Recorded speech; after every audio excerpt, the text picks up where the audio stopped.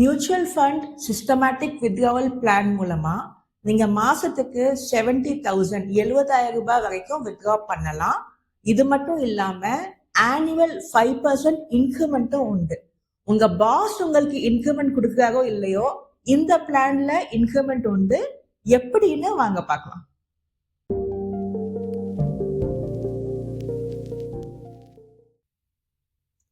இந்த systematic withdrawal பிளான்காக நான் choose பண்ணிருக்க mutual fund ICICI prudential equity and debt fund growth plan direct option. Okay, ஏன் இந்த fund நான் சூஸ் பண்ணிருக்கேன்னா, இந்த ஃபண்ட் வந்து from January 1st 2013 till July 31st 2026 16.61% compounded annual growth rate கொடுத்திருக்கு. Compared to Nifty 50, which gave only 12% growth at the same time period. Plus, இன்னொரு முக்கியமான விஷயம், it has been more stable than Nifty 50. Stabilityனா என்ன? Mutual funds வந்து ஒரே சீரான growth இருக்காது. There will be ups and downs. Nifty had more ups and downs than this fund. இந்த ஃபண்டோட annualized volatility was about 11 to 12%. Much less than Nifty 50, which had a volatility of 16%. So, to summarize, this fund gave more returns, higher returns with more stability. அதனால தான் நான் இந்த fund choose பண்ணியிருக்கேன். இந்த ஃபண்ட்ல நீங்க 1 crore January 1st 2013 அன்னைக்கு invest பண்ணிருந்தீங்கன்னா monthly எவ்வளவு withdraw பண்ணிருக்கலாம். இந்த பிளான் வந்து நீங்க 1 crore வச்சுதான் ஃபாலோ பண்ணணும்னு அவசியம் கிடையாது. உங்ககிட்ட 10 lakhs இருந்தாலும் ஃபாலோ பண்ணலாம், 50 lakhs இருந்தாலும் ஃபாலோ பண்ணலாம், 10 crores இருந்தாலும் ஃபாலோ பண்ணலாம். The framework is the same. நீங்க தெரிஞ்சுக்க வேண்டியது வந்து எவ்வளோ பெர்சன்டேஜ் வித்ட்ரா பண்ணலாம், அதான் முக்கியமான விஷயம்.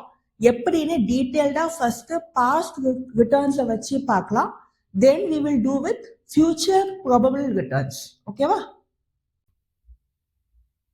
நான் association of mutual funds of India வெப்சைட்டுக்கு போய் இந்த ஃபண்டோட ஹிஸ்டாரிக்கல் என்ஏவி, அதாவது இந்த ஃபண்டோட ஸ்டார்ட் டேட்லேருந்து டே பை டே என்ஏவியை எடுத்து இந்த கால்குலேஷன் பண்ணியிருக்கேன். நீங்கள் 1st January 2013 அன்னைக்கு இந்த ஃபண்டில் 1 crore இன்வெஸ்ட் பண்ணியிருந்தீங்கன்னா அதே மந்த்லேருந்தே நீங்கள் வித்ட்ராவல் ஸ்டார்ட் பண்ணியிருக்கலாம். அதாவது 31st January 2013 அன்னைக்கு 70,000 வித்ட்ரா பண்ணியிருக்கலாம். அண்ட் அந்த இயர் 2013 அப்போ every month, end of the month, you can withdraw 70,000. 2014, you will give yourself a 5% annual increment. அதாவது 70,000 will become 73,500 and 2014 அப்போ 12 monthsக்கு நீங்க 73,500 withdraw பண்ணிருக்கலாம். Then 2015, again 5% increase, 77,000 in 2015, 12 months. இதே மாதிரி till July 2026 நீங்க வருஷம் 5% இன்க்ரிமெண்ட் உங்களுக்கு கொடுத்துட்டு வித்ட்ரா பண்ணிருந்தீங்கன்னா டோட்டலா நீங்க as of 31st July 2026 நீங்க 1.58 crores வித்ட்ரா பண்ணிருப்பீங்க. ஓகே, நீங்க போட்ட பணம் 1 crore, நீங்க வித்ட்ரா பண்ண அமௌண்ட் 1.58 crores, உங்க அக்கௌண்ட்ல பேலன்ஸ் இருக்க amount is 3.31 crores. Okay, so உங்க total value is 4.89 crores. இதான் 16.6% CAGR ஓட வேல்யூ. ஓகே, ஸோ திரும்பவும் சொல்றேன், நீங்க போட்ட பணம் 1 crore, வித்ட்ரா பண்ண அமௌண்ட் 1.58 crores, மீதி இருக்க அமௌண்ட் இஸ் 3.31 crores. கேட்க நல்லா இருக்குல்ல? பட் நம்ம எல்லா மியூச்சுவல் ஃபண்ட் ஆட்லயும் வர ஸ்டேட்மெண்ட் தான் நானும் சொல்ல போறேன். Past returns are not a guarantee of future returns. Okay, சரி, அப்போ what is the future return?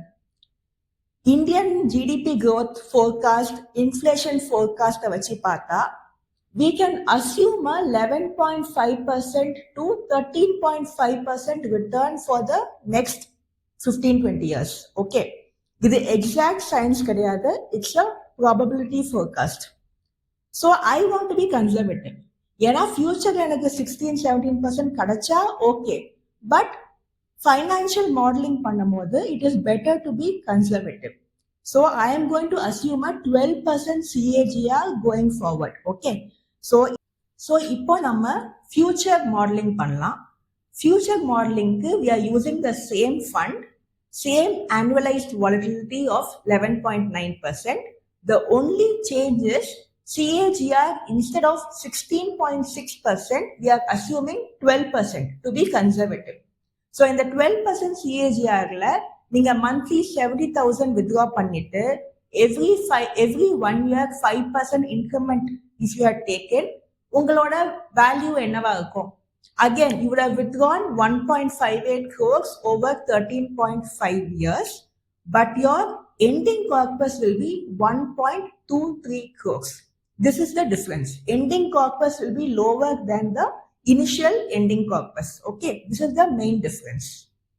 உங்களுக்கு இப்போ தோணும், எனக்கு எண்டிங் அமௌண்ட்டும் எனக்கு க்ரோ ஆகணும், எனக்கு 1.23 crores எண்டிங் வேணாம், என்னோட ஃபைனல் கார்பஸும் இன்க்ரீஸ் ஆகணும்னா உங்களோட வித்ட்ராவலை கொஞ்சம் கம்மி பண்ணிக்கோங்க. Instead of 70,000 start with 50,000 per month with 5% annual increase. Okay, you start with that.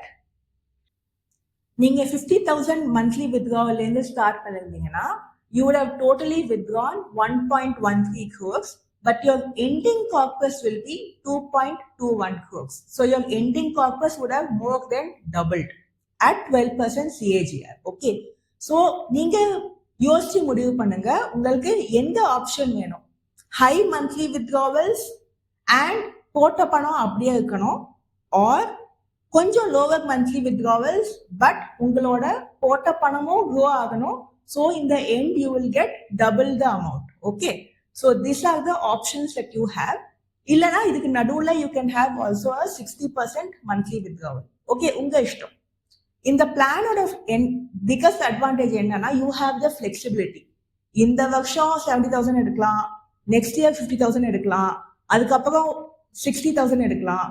Ungaloda viruppathukku eppa you can keep changing between 50,000 to 70,000 உங்களோட தேவைக்கு ஏற்ப. இந்த பிளான் யாருக்கு சூட்டபிள்? நீங்க ஒரு பிசினஸ் மேன் ஒரு பிசினஸ் விமனா இருந்தா உங்களுக்கு மந்த்லி இன்கம் ஃபிளக்சுவேட் ஆகும். சில மாசம் உங்களுக்கு நிறைய வருமானம் வரும், சில மாசம் கம்மியா வரும். But you want to have a very similar monthly income for your family. அதாவது மந்த்லி உங்களுக்கு ஸ்டெடியான இன்கம் வேணும்னா you can use this plan. So உங்க பிசினஸ் இன்கம் நம்பிதான் இல்லாம you can have a secondary source of income. அதே மாதிரி நீங்க ஒர்க் பண்றீங்க, instead of investing in rental property you have this option. ஏன்னா ரெண்டல் ப்ராப்பர்ட்டி வாங்கணும்னா நிறைய பணம் தேவைப்படும். You can use this option with நான் சொன்ன மாதிரி 10 lakhs, 50 lakhs, 1 crore, 2 crores, whatever you have, you can use this option. யாரு இந்த ஆப்ஷனை யூஸ் பண்ணக்கூடாது? நீங்க ரிட்டையர் ஆயிட்டீங்க, உங்களோட இபிஎஃப், பிபிஎஃப், லைஃப் ஃபுல்லா ஒர்க் பண்ணி சேர்த்த பணம் மொத்தமே 1 crore தான்னா 100% of that amount don't put in this plan. உங்ககிட்ட பஃபர் கிடையாது. திடீர்னு ஈக்விட்டி மார்க்கெட் 30%, 40% சரிஞ்சா உங்களால உங்க ரிட்டையர்மெண்ட் ஆன லைஃப்ல அதை சமாளிக்கிறது கஷ்டம். ஓகே, ஸோ நீங்க ரிட்டையர் ஆயிட்டீங்கன்னா உங்க ஃபுல் அமௌண்ட் இதுல போடாதீங்க. உங்ககிட்ட மற்ற ஆப்ஷன் இருக்கு, senior citizen plan, senior FD, அதெல்லாம் இருக்கு, அதை யூஸ் பண்ணுங்க. ரிட்டர்ன்ஸ் கம்மியா இருந்தாலும் you have more security. Okay, so I hope you enjoyed this video and I will see you in my next video. Bye-bye.